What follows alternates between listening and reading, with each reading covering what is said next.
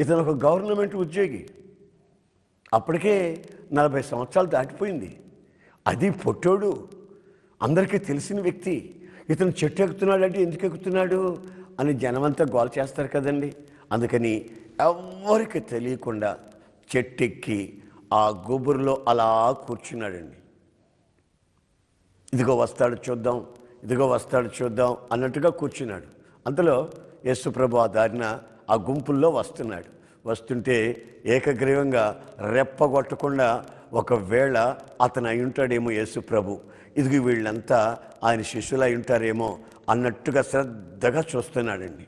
తిన్నగా గుంపు ఈ చెట్టు కిందకు వచ్చింది. వచ్చిన వెంటనే యేసుప్రభు అలా ఆ తల పైకెత్తి చూసి, జక్కయ్య దిగిరా, దిగిరా, నీ ఇంట్లో ఈరోజు నేను ఉండాలి, దిగిరా అన్నాడు.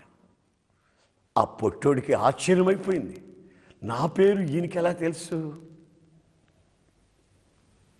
నేను ఈయన్ని చూడాలని వచ్చాను కానీ ఈయన ఇంటికి తీసుకెళ్ళాలని వచ్చానా?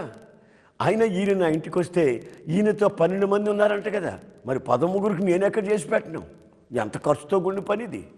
గనుక ఈయన నన్ను పిలుస్తున్నాడు, నా పేరు పెట్టాడు, నేను చెట్టు కింద ఈయనకి ఎలా తెలుసు అని ఒక్కసారి ఆలోచించాడు. నా ప్రియమైన సహోదరులారా, ఈ సందర్భంలో నేను మీకు చెప్పాలనుకున్న విషయం ఏంటంటే, మీ పేర్లు కూడా నేను ప్రకటిస్తున్న యేసయ్యకి తెలుసు.